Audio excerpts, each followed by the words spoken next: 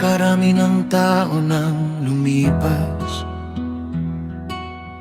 napakarami ng laban ang dinaanan.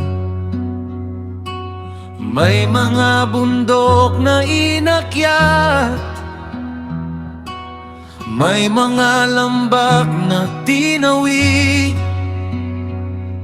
At habang lumilingon ako ngayon, nakikita ko ang mga bakas ng biyaya,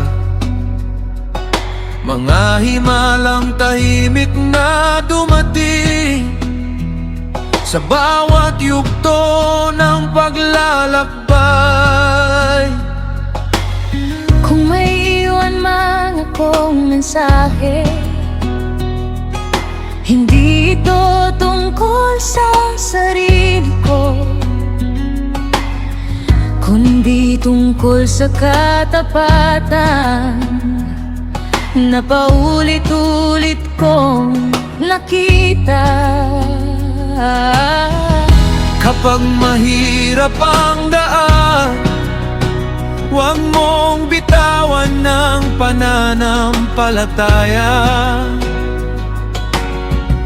Kapag maganda ang takbo ng buhay, huwag mong kalimutan ng pinagmulan.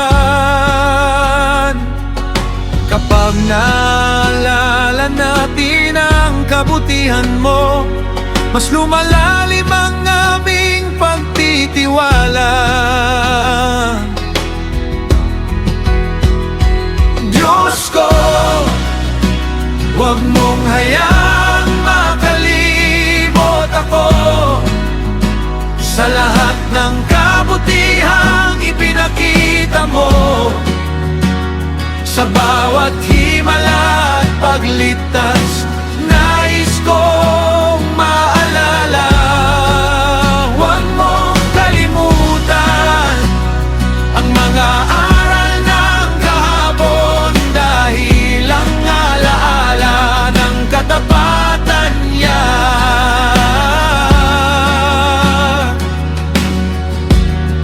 ay lakas para sa bukas.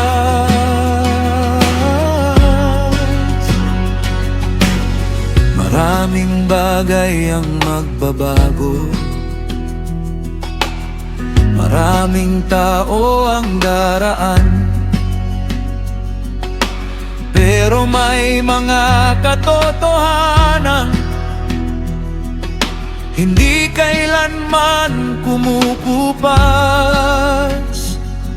At kapag dumating ang mga bagyo, mayroon akong hahawakan, ang mga pangakong napatunayan na sa mahabang panahon. Kapag katapatan mo ang pundasyon namin, hindi madaling matitinag ang puso. Huwag mong kalimutan ang mga aral ng kahapon, dahil ang alaala ng katapatan niya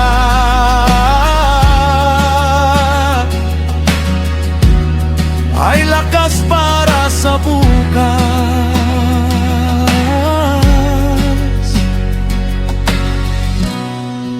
Remember the journey, remember the lessons, remember the prayers that were answered, remember the battles you survived, because memory creates gratitude, and gratitude creates faith. Don't lose the wisdom that was written by experience. Huwag mo kalimutan ang